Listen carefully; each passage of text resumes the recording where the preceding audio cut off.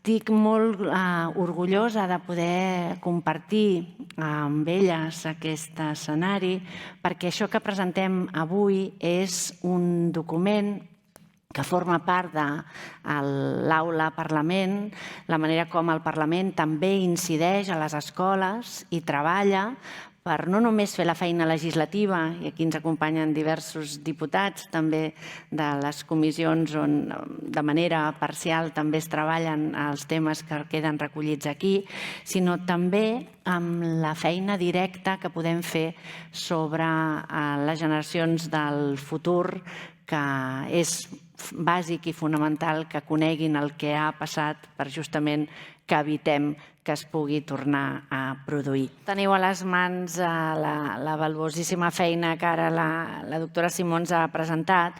Sí que volia fer esment del fet que en aquest dossier fet pel record es va més enllà, no només s'incorpora el genocidi del poble jueu, òbviament, també es té en compte el genocidi del poble gitano i també altres víctimes de la persecució nazi. I això també representa aquest fet diferencial. Es parla dels presoners polítics, en el cas concret dels republicans catalans i espanyols. Es parla també dels testimonis de Jehovà i la persecució que també van patir per aquesta causa.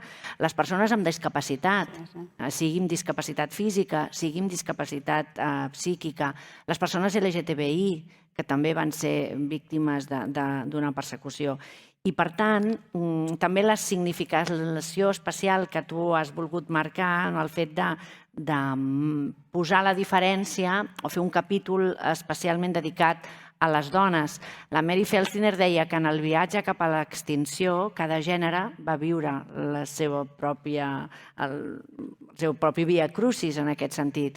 I és molt significatiu que en la manera de presentar la informació relacionada amb les dones es parla dones durant l'Holocaust, determinació, dones durant l'Holocaust, dedicació, dones durant l'Holocaust, lideratge, dones durant l'Holocaust, valentia, dones durant l'Holocaust, força de voluntat i dones durant l'Holocaust, compassió. Crec que són conceptes que tu desenvolupes vinculats al paper de les dones i al seu propi via crucis i, per tant, també penso la manera perfecta de poder enllaçar la conversa amb la Dori. A mi em va impressionar molt el primer, abans que entris a la teva menorà i després vagis desenvolupant-les, l'homenatge inicial que fas. I voldria compartir-ne un fragment, si m'ho permeten, perquè incideix en aquesta part que ara estava recuperant la Dori del per què fem tot això i la importància de fer-ho, sobretot perquè les noves generacions no puguin repetir allò que ja ha passat. La Dori descobreix unes vides, descobreix unes històries, investiga i recupera la seva pròpia genealogia, però explica com els seus pares van fer aquesta mena de dissociació, de ser persones aparentment felices i integrades en una determinada vida i que portaven a dins seu tot aquest dolor, tota aquesta càrrega. I diu la Dori, i ho llegeixo, i aquells horrors se'ls van guardar per ells, se'ls van callar i els van ocultar fins a la mort, fins al moment en què em van ser revelats a mi dins de 7 caixes que el meu pare havia ordenat. El que no van poder vèncer va ser la por. Ara, 70 anys després que Hitler arribés al poder, puc entendre el silenci dels meus pares sobre la seva vida anterior i la de la seva família. Aquell silenci obligat no el van mantenir només en temps de guerra, el van mantenir tota la vida. Un silenci que cercava protecció, un silenci al voltant de tot el que significava el judaïsme i les seves tradicions. Un silenci per no parlar del període de la guerra ni del que havia succeït a les famílies. Un silenci nascut de la por. una por real, proporcional a la dimensió de l'amenaça que planava sobre les seves vides. Por que perillés la seva existència i la dels seus descendents, por del rebuig, por de la intolerància. La por es va enquistar en els seus cossos com un tumor. I els tumors s'han d'extirpar, perquè si no, el rebuig i la intolerància es tornen permanents. Extirpar la por vol dir trencar el silenci, i trencar el silenci és sinònim de llibertat. Crec que són unes paraules precioses d'homenatge als teus pares que van viure aquesta absoluta dissociació i aquest negar-se per por. I per tant, com tu alliberes d'alguna manera tota la por de la teva família i fer-ho és justament aquesta reivindicació de la llibertat.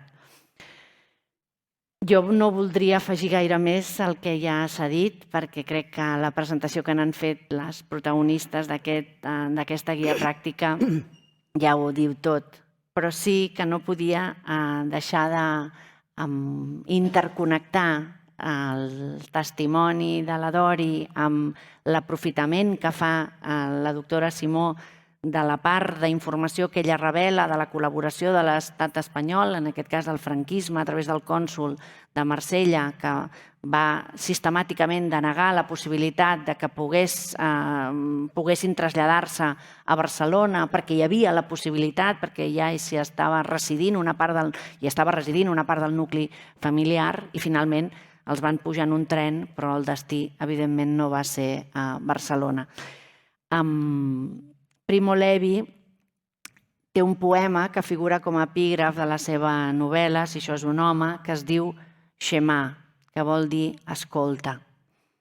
I diu: vosaltres que viviu segurs a les vostres cases temperades, vosaltres que us trobeu en tornar al vespre un plat calent i cares amigues, considereu si això és un home, el que treballa en el fang, que no coneix la pau, que lluita per mig pa, que mor per un sí o per un no. Considereu si això és una dona, sense cabells i sense nom, sense forces ja per recordar, buits els cabells i fred al ventre com una granota a l'hivern. Mediteu això que ha passat. Us encomano aquestes paraules.